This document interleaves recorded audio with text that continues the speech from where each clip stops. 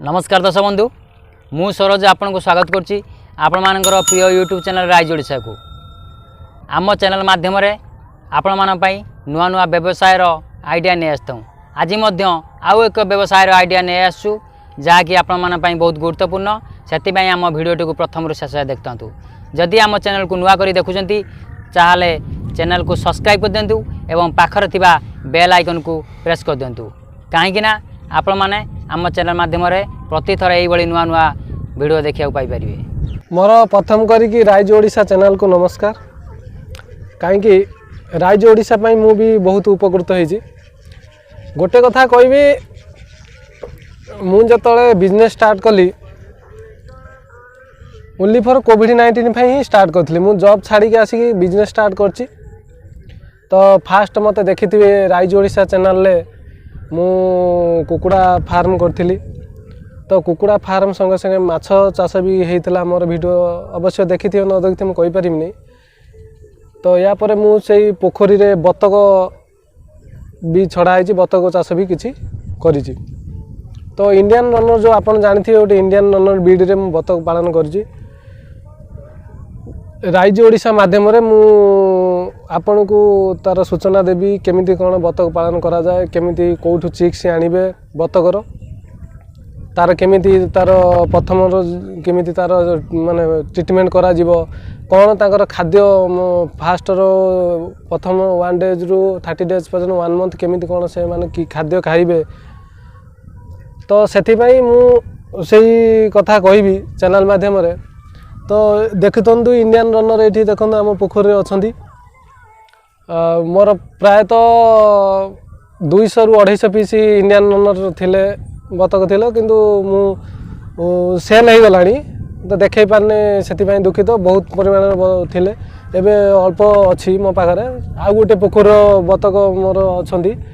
तो मोर कहया मतलब एठी जो चिक्स मु ऑर्डर करथिली, चिक्स बहुत कष्ट रे मु आनिथिली। चिक्स आनिथिली VS माध्यम रे जो इंडियन रनर पर पीस मते 50 टका पड़ी जाइतला। एबे मु निजे प्रोडक्शन करछि अंडा रो माने मतलब इनक्यूबेटर बसै कि मु बतक छुआ प्रोडक्शन करि पाछु। यार प्रथम करी कि जो प्रथम जो छोटो छुआ जो फास्ट 1 डेज टू जो 15 डेज आइदर 30 डेज एंको एंटीबायोटिक दबा पड़ियो। एंटीबायोटिक देले तांकर जो रोग प्रतिरोधक शक्ति टिके बढ़िबो, ठंडा फंडा हबनी। काहे कि छोटो छुआ तो पानी रे छाड़ी हबनी, जेहेतु आमे ताको ऊपर रखिबा, ताको खाद्य दबा जो मतलब आमर जो चूड़ा ताको चूड़ा पानी रे चकुड़ी दबा, जस्ट पानी रे टिके भेदे की भात मध्य देई परिबा। आउ दाना जदि चाहिबे दाना देई परिबे। जो बॉयलर ब्रीड रो जो खाद्य उडा का आसुची आपनकर दाना, से दाना मध्य प्रयोग करि परिबे। किंतु चूड़ा देले भलो हबो। चूड़ा चकुड़ी की देले टिके भलो हबो। चूड़ा खाइले से बहुत शीघ्र टिके ग्रोथ करंती।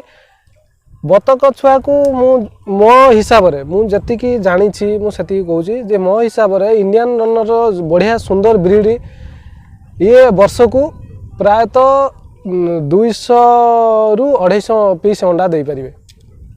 एको मध्य मांस रूप रे भी मांस पई उपयोगी मांस पई भी व्यवहार करि परिबे, किछ असुविधा नाही। तो इंडियन रनर रो एई गुटे हला प्लस पॉइंट। एको कौन करिवे ना जो चिक्स टा प्रथम आसीबो से चिक्स रु कौन करिवे ना प्रथम रु 15 डेज ताको ऊपर रखिए, तापर आपण पानी छाड़ देबे। पानी रो तांकर 7 दिन पर्यंत से तांकर अभ्यास होई जिवो, तापर ऑटोमेटिकली से पानी की जीवा आसिया करियो, ऊपर को आसीबे। आस्ते आस्ते तांकर ग्रोथ हबो। काहे कि जेहेतु से तांकर बॉडी रो टेम्परेचर टी अधिका थाए बतक छुआ रे, तो सेथि पई से माने पानी खोजिबे। एटा होची तार मुख्य जिंस। एटा नै कि चलले किछ असुविधा नै। तो यार गुटे जिंस होची कोन प्रॉफिटेबल जिंसटा याकू आपनकर जो एक्सपेंसेस टा जो खर्चटा बहुत कम यार, आ मोर्टालिटी भी बहुत कम। मोर्टालिटी माने एक मात्र कहले चले टोटल नाही कहले चलिबो, किंतु मोर्टालिटी टोटल नाही।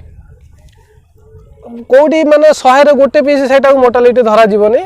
कोडी माने कि एंजॉय हो जाइतो कि माने हालिया हो जाइतिबो, एटा तो धरा जीवनी। किंतु बेटर जिनस बहुत सुंदर जिनस मु देखिली बतक पालन बढ़िया जिनस।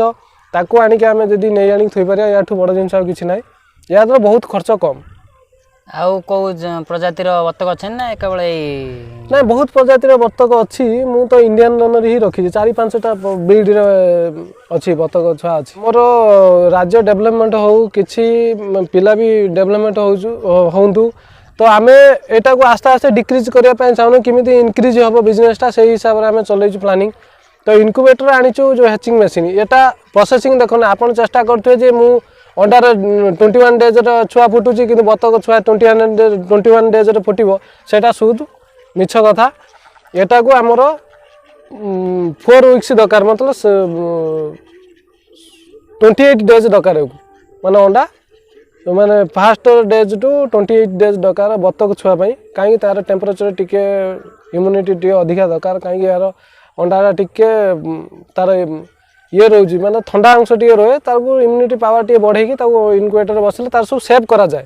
ହ୍ୟାଚିଂ ମେସିନ୍ ଯେଉଁ ଇନକ୍ୟୁବେଟର ତାକୁ ସେଭ୍ କରିକି ତାକୁ ଆମର ଟେମ୍ପରେଚର ଫେମ୍ପରେଚର ସବୁ ସେଭ୍ କରିକି ଆମେ ବସଉ। ତାର 28 ଡେଜ୍ ଲାଗେ 28 ଡେଜ୍ରେ ଆମର ଛୁଆ ପ୍ରଡକ୍ସନ୍ ହେଇଯାଏ। ତାପରେ ଆମେ ତାକୁ ଆଳନ ପାଳନ କରିବା ତାର ପ୍ରାଇମେରୀ ଟ୍ରିଟମେଣ୍ଟ କେମିତି ହେବ ଭ୍ୟାକ୍ସିନ୍ ଦିଆହେବ ତାକୁ ଖାଦ୍ୟ କେଉଁ ଖାଦ୍ୟ ସେ ଖାଇବ ତାକୁ ପ୍ରଥମେ ହିଟିଂ କରାଯିବ କେମିତି କ'ଣ କରିକି ତାକୁ କରାଯିବ। କିଛି କେତେ କାପାସିଟି ଇନକ୍ୟୁବେଟର ଅଛି?